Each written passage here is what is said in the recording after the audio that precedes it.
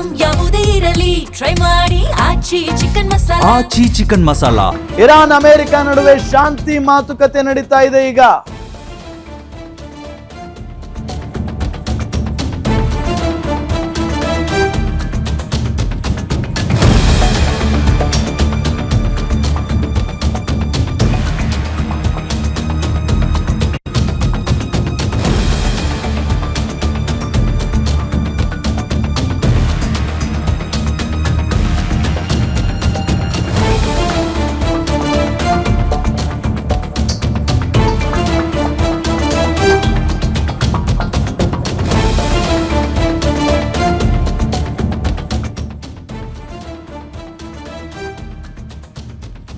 Iran ಮತ್ತು ಅಮೆರಿಕಗಳ ನಡುವೆ ಸಂಧಾನ ಮಾತುಕತೆ ನಡೀತಾ ಇದೆ ಪಾಕಿಸ್ತಾನದಲ್ಲಿ.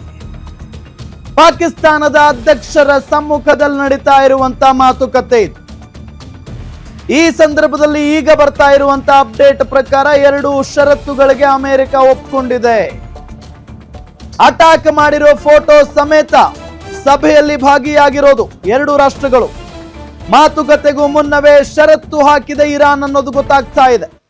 ಸಂಧಾನ ಸಭೆಗೂ ಬಂದಂತಹ ಸಂದರ್ಭದಲ್ಲಿ ಈ ರೀತಿಯಾಗಿ ಷರತ್ತುಗಳನ್ನು ಹಾಕಿರೋದು.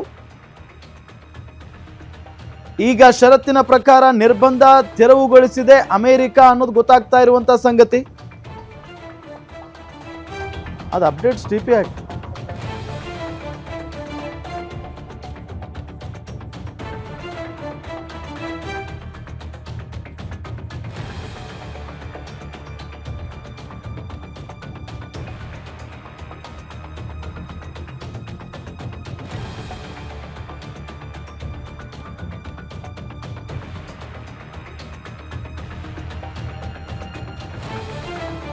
ಇರಾನ್ ಅಮೆರಿಕ ನಡುವೆ ಒಂದೇ ದಿನದಲ್ಲಿ ಸಂಧಾನ ಮುಗಿಯೋದಂತೂ ಡೌಟೇ.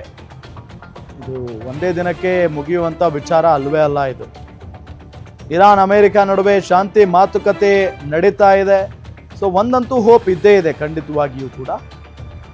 ಇಲ್ಲಿ ಒಂದಿಷ್ಟು ಷರತ್ತುಗಳಿಗೆ ಒಪ್ಪಿಗೆ ಕೊಟ್ಟು ಅದಾದ ನಂತರ ಯುದ್ಧನ ಮುಗಿಸ್ತಾರೆ ಅನ್ನೋ ಒಂದು ಹೋಪ್ ಇದೆ. ಬಟ್ ಈ ಡೊನಾಲ್ಡ್ ಟ್ರಂಪ್ ಅವರು ಏನು ಮಾಡ್ತಾರೋ ಏನೋ ಗೊತ್ತಿಲ್ಲಪ್ಪ. ಯಾಕಂತಂದರೆ ಕ್ಷಣಕ್ಕೊಂದು ದಿನಕ್ಕೊಂದು ಹೇಳಿಕೆಗಳನ್ನು ಕೊಡ್ತಾ ಇರ್ತಾರೆ. ಸೊ ಈಗ ನೋಡಿದರೆ ಫೋಟೋ ಸಮೇತ ಬಂದಿದ್ದಾರಂತೆ 2 ರಾಷ್ಟ್ರಗಳವರು. ಫೋಟೋ ಸಮೇತ ನೋಡಿ, ಇದರ ಮೇಲೆ ದಾಳಿ ಮಾಡಿದ್ದಾರೆ, ಜನವಸತಿ ಕೇಂದ್ರಗಳ ಮೇಲೆ ದಾಳಿ ಮಾಡಿದ್ದಾರೆ.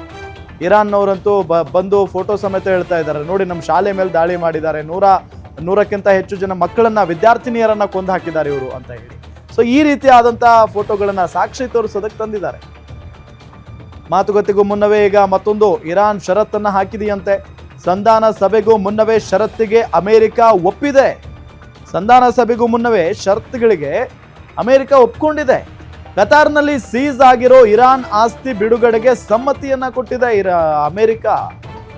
ವಿದೇಶಿ ಬ್ಯಾಂಕ್ಗಳಲ್ಲಿರುವಂತಹ ಹಣ ರಿಲೀಸ್ಗೂ ಕೂಡ ಅಮೆರಿಕ ಒಪ್ಪಿಗೆಯನ್ನ ಕೊಟ್ಟಿದೆ ಅನ್ನೋದು ಗೊತ್ತಾಗ್ತಾ ಇರುವಂತಹ ಸಂಗತಿ. ಸೊ ನೋಡಿ, ಅಮೆರಿಕ ಈಗಾಗಲೇ ಸಂಧಾನ ಸಭೆಗೂ ಮುನ್ನನೇ ಒಂದಿಷ್ಟು ಷರತ್ತುಗಳಿಗೆ ಒಪ್ಪಿಗೆಯನ್ನ ಕೊಟ್ಟಿರೋದು ಇರಾನ್ಗೆ ಒಂದು ಸ್ವಲ್ಪ ಸಮಾಧಾನ ತರಿಸಿರುತ್ತೆ. ಅಕೌಂಟ್ಗಳನ್ನು ಫ್ರೀಸ್ ಮಾಡಿ ಹಿಡ್ಕೊಂಡಿತ್ತು ಅಮೆರಿಕ. ಸೊ ಅದನ್ನು ತೆರವಿಗೆ, ಆ ನಿರ್ಬಂಧ ತೆರವಿಗೆ ಅಮೆರಿಕ ಈಗ ಒಪ್ಕೊಂಡಿದೆ. ಸೊ ಇದು ಇರಾನ್ಗೆ ಒಳ್ಳೆಯ ಸುದ್ದಿನೇ. ಜೊತೆಗೆ ಕತಾರ್ನಲ್ಲಿ ಸೀಸ್ ಆಗಿರುವಂಥ ಇರಾನ್ ಆಸ್ತಿ ಬಿಡುಗಡೆಗೆ ಸಮ್ಮತಿ ಕೂಡ ಸಿಕ್ಕಿದೆ ಅಮೆರಿಕ ಕಡೆಯಿಂದ.